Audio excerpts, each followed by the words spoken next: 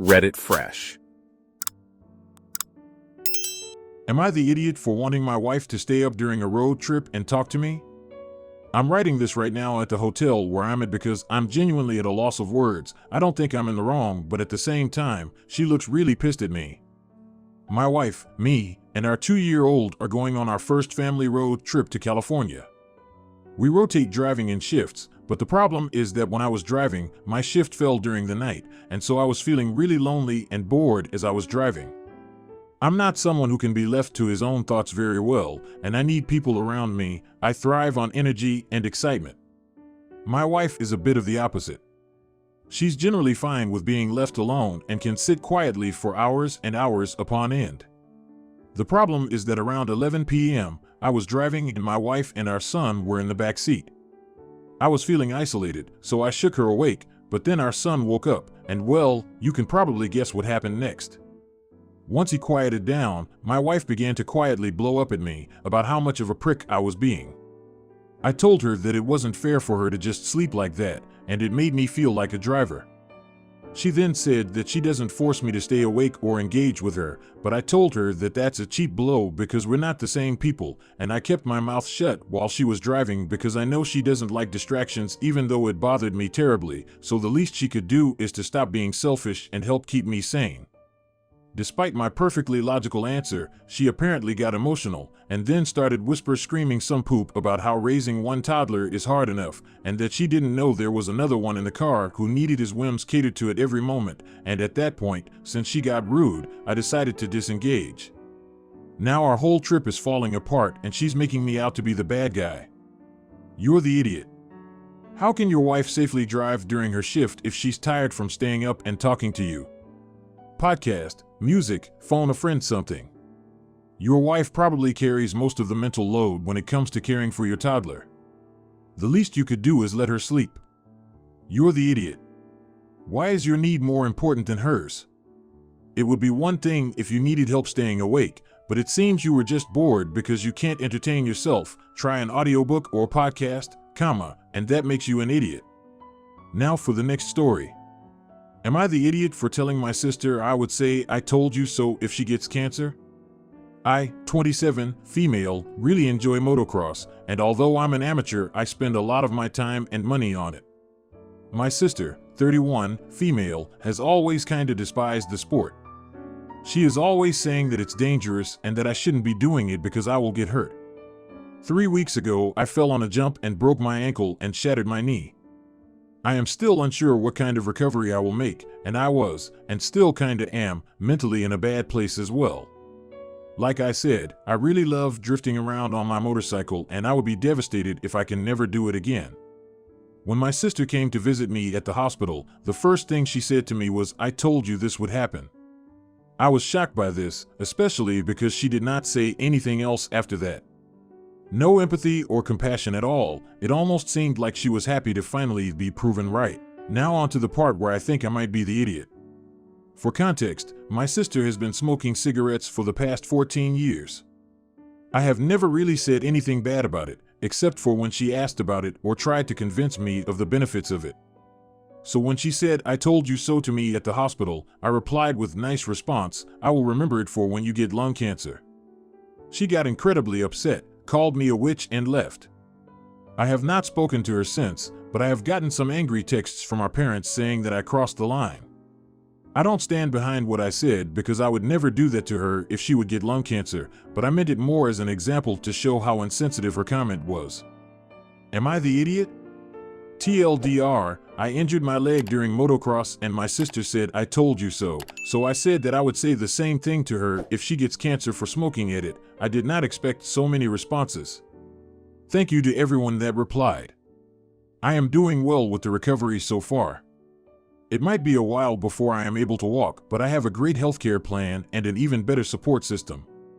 As for the post, I agree that my comment was pretty bad and that it was childish to be like, but hers was worse. I don't know why she said what she said and nothing else, but I sent her a message asking if we could talk about it. It would be nice to have her by my side. Also, some people asked me about the benefits of smoking. She says it helps her deal with stress and that it's a great way to meet new people when stepping outside to smoke. I also want to add that I do care that she smokes and that I have talked to her about the risks. I meant in the post that I don't mention it unprompted every time she lights a cigarette, only when she brings it up. Last thing, I absolutely do not wish cancer on her or anyone. And it definitely does not matter if they smoke or not. No one on this earth deserves it.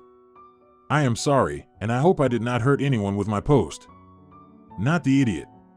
Play stupid games, win stupid prizes. If your sister is willing to dish out advice like that, she shouldn't be surprised when the recipient mirrors her behavior. Visiting someone in the hospital and greeting the patient with "I told you so" sure takes some gall. Especially for a hobby. Would have been different if you did something illegal. But participating in motocross? Nope. She was way out of line. Not the idiot. My sister died from lung cancer from smoking. I never had to say "I told you so" because I'm sure she told herself that a million times before she died. But flipping your sister's own words back on her hypothetically was a perfect way to respond to her in that situation. Now for the next story. Am I the idiot for telling my sister-in-law I will disown her if she gets pregnant?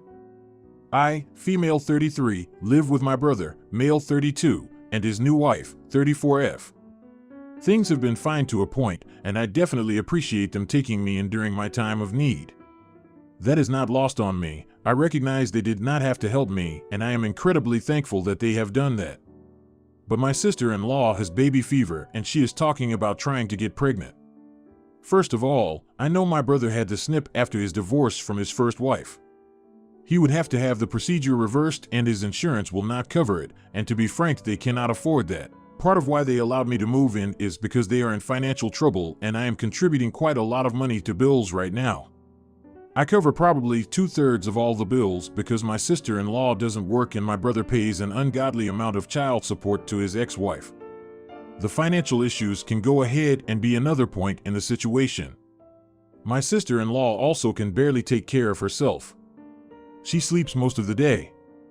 She does not clean, she does not cook, and she doesn't take care of the child she already has. Her daughter is 6 years old, and she doesn't even interact with her unless she has to. That is a totally separate issue. I have become a live-in maid and nanny on top of working 45 or more hours a week. My sister-in-law lost custody of her other child about 2 years ago.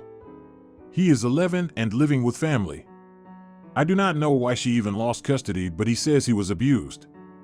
She did not fight to get him back. 2 days ago, my brother told me he has an appointment to meet with his doc to discuss the reversal so he and sister-in-law can try for a baby. I told them they were out of their minds. It got explosive, and I finally asked who was going to take care of a baby when my brother works full-time. I work full-time, and she constantly makes excuses to not even do basic poop around the house like take the dog outside.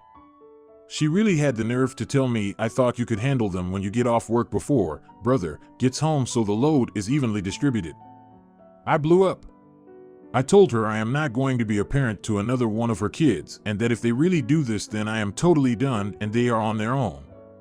I told my brother I would always love him and help him if he needs me, but that I would never talk to sister-in-law and make sure the rest of the family disowns her too. I think I was probably TA for saying that the way I did. She started crying and locked herself in the bedroom. My brother is threatening to kick me out, and again, I might be TA for this. I told him he can't afford to kick me out, and he can't afford a replacement maid/nanny like I have been. I told our mom about what happened, and she not only thinks I'm not the idiot, but is now mad at my brother. Our dad, however, said I am TA'd because it isn't my place to say anything about my brother's decisions. So Reddit. Am I the idiot? ETA. I had to omit some things before publishing this post on account of the character limit. I do not know how that works with edits, but I figure I'll find out in a moment here. 1. I moved in over a year ago when I was down on my luck and unemployed. The conditions for me moving in was that I helped around the house until I was back on my feet. Their financial situation changed, though, and they asked me to stay, which is why I have been living with them this long. What I did not expect was to get almost 100% of the workload in the home in addition to working longer hours than my brother. We have had multiple conversations about how I felt it was unfair that I do so much, and my sister-in-law said they helped me, so I am obligated to help now. Had I known this would be thrown in my face, I would have rather been homeless. 2. I chose to be child-free, but I love my stepniece and leaving at this point would hurt her the most. CPS has been called many times, not even by myself, but their friends and my brother's ex-wife, because they feel my niece is being neglected. My ex-SIL specifically said emotional abuse and neglect, and that she had witnessed forms of humiliation in the past as punishment. My niece is definitely troubled. She has a therapist. I am really limited on what I can do when the people who are supposed to help just won't. 3. I am still reading comments, but I will reply as I can. Not the idiot. Your dad is wrong. You have every right to be part of this discussion since apparently you will be doing the majority of the work. I would start looking for somewhere else to live because your brother seems like he's willing to give in to sister-in-law as soon as she starts crying. Not the idiot, but why isn't your brother doing something about any of this? Your sister-in-law sounds like she has depression and needs therapy. He sounds like an idiot for seemingly going along with whatever she wants, even though this entire ordeal sounds so unhealthy for everyone. Now for the next story. Am I the idiot for refusing to listen to mother-in-law's speech on my wedding? So I hate speeches. I never understood the appeal. I think they are boring, exhausting, and very, very forced, but having said that, this is just my opinion and I never forced it on anyone. I have sat through long excoriating speeches without complaining like any other decent human being. When it was my turn to get married, however, I requested no speeches. We wrote that we loved everyone and that we knew they loved us, so if you want to say anything, say it to us directly, in private. My husband thought it was funny, but he knew my feelings about speeches. We had a small wedding with only loved ones. A weekend long. My husband loves games, so the wedding planner did a really great Taskmaster type of games and everyone appreciated it. Dinner came and mother-in-law stood up and started by saying, "I know we are forbidden to make speeches by the bride, but this is my only son getting married, so I will say what I want to." I didn't hear the rest because I was seeing red.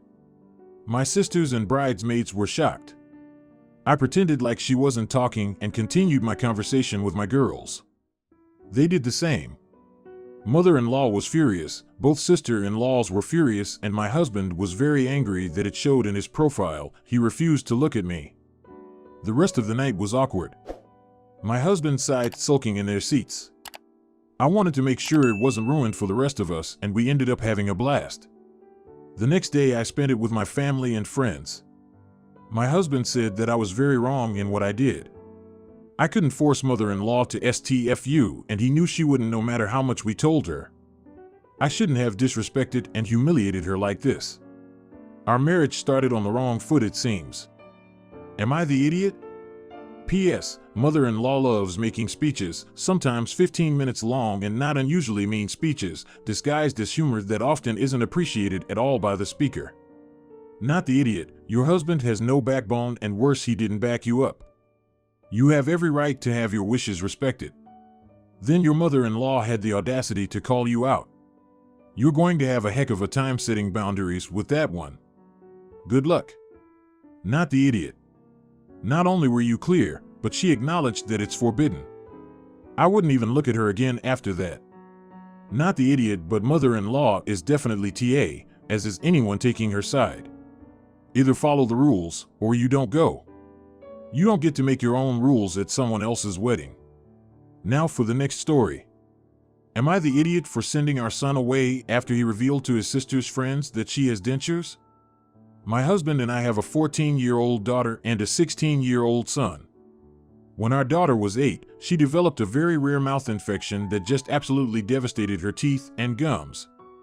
She ended up losing all her teeth in both sets and had to have some corrective work done just so she could have regular dentures. Obviously, this was very traumatic for her, and she's still in therapy to help cope to this day. Our daughter is understandably very self-conscious about this. None of her friends knew about them. In fact, nobody besides her doctor and dentist know outside the family. She doesn't want people to know. She's very worried about people finding out and won't even take her teeth out in front of the rest of us. She's worried someone will see. Her and her brother had a good relationship until he did what he did last week. He somehow recorded her taking out her teeth without her noticing and then showed all her friends when they were over. Not only have they all turned on her, but half the school is teasing her nonstop. She even had to change her phone number because dozens of kids were texting her the most vile things imaginable. I have never been more ashamed of one of my children until that moment. I don't know where we went wrong raising him, but apparently he thought it would be funny. After I kicked out her friends who were mocking her and helped her through a panic attack, I called my father to pick him up and told him to pack a bag and get the frick out. He's been staying with my parents 2 towns over. They didn't know what happened until 2 days ago. That came up because driving him to school was becoming a hassle and they wanted to know what was up. When I explained, they were disgusted, but still wanted to know when they could bring him home.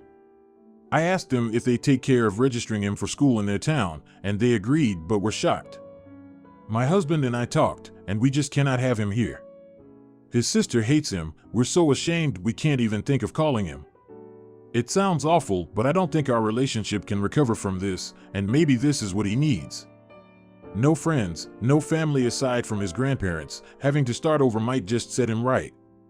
My parents are willing to keep him until he's 18, but think we're too emotionally charged to be making this decision now. Everyone sucks here.